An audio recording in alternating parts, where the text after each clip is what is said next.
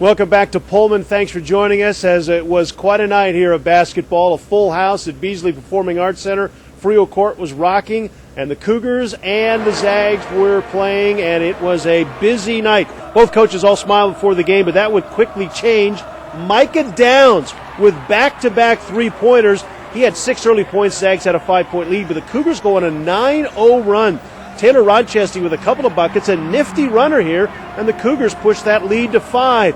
But they could not hold the lead. By the time we hit halftime, the Zags were in front. Austin Day with 9 in the first 20 minutes. Zags up 32-29 at the intermission. Second half, a completely different story. Jeremy Pargo takes the ball to the rim, and that got the Zags rolling, and the blowout started. The Zags went on a 27-2 run, almost unheard of in college basketball. Much of it was Josh Heifeld. The jam off the pass from Pargo. He was also knocking down three-pointers. Heifeld, 17 of his 22 in the second half. Day with 14. Pargo, 11 more and 10 assists in the 74-52 win. There was a lot of stunned people in the crowd. There were some stunned, even Gonzaga players, joined by Keith Osso, who was in the Gonzaga locker room afterwards.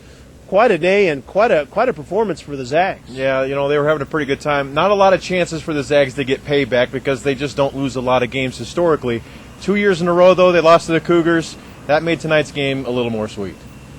Terrific, especially since we know how solid they are defensively, and we know how tough every game their opponent is. They always come here and can upset. They know what they're going to go through every time they play Wash State. And it feels great to come in and get a win on the road in their building, and for us to play the way that we did, it feels even better. All right, it was quite a performance by the Gonzaga Bulldogs. I think even they were a little bit surprised. Yeah, they were happy in there. I think that they came in expecting to win the game, but not by what they did. It was close at half like we all thought, and then they just caught fire and they went with it. Keith had the lucky duty. He was in the happy locker room. Our Ben Kaplan was with the Cougars tonight. Not very happy, and probably not very happy, not with so much the score, but just the effort. Yeah, the Cougs came into this one. They knew they had to play tough on defense in order to keep this game close and go ahead and get out with the win. And they did that in the first half. They went in trailing by 3 points, but things kind of fell apart in the second half, obviously. After 8 minutes in, they were down by 21 points. Things blew up for them, and it's just kind of a sign that things did not go right for them in the first 10 minutes of that second half. I think we panicked a little bit. We certainly did. We had to get it back quick and didn't want to rely on, what has helped us become competitive and successful, our unity and our team play. It was lacking on the defense and the offensive end.